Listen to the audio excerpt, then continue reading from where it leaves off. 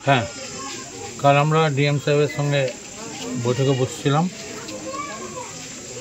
পানাগড় থেকে প্যারামিলিটারি ওনারাও এসেছিলেন, এখানকার প্রধান ছিলেন, আমি ছিলাম।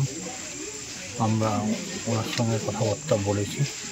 তার আগে বিধায়ক আমাকে বলেছে যে তুমি ও প্যারামিলিটারির যে ড্রেস পরে যে ছবিটা আছে সেই ছবিটা কালেকশন করে আমাকে পাঠাও, আমি এর মূর্তি তৈরি করে আমরা এই কালীতলা এই জায়গাতে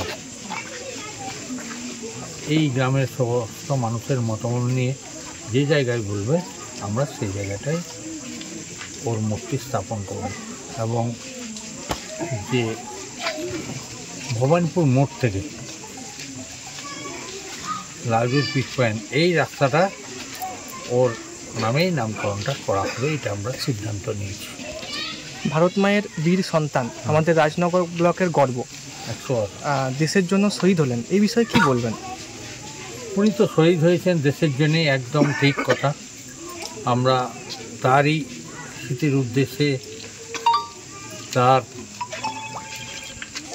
সে যেন ভালো জায়গায় থাকে তার উদ্দেশ্যে আমরা মোমবাতি মিছিল করলাম।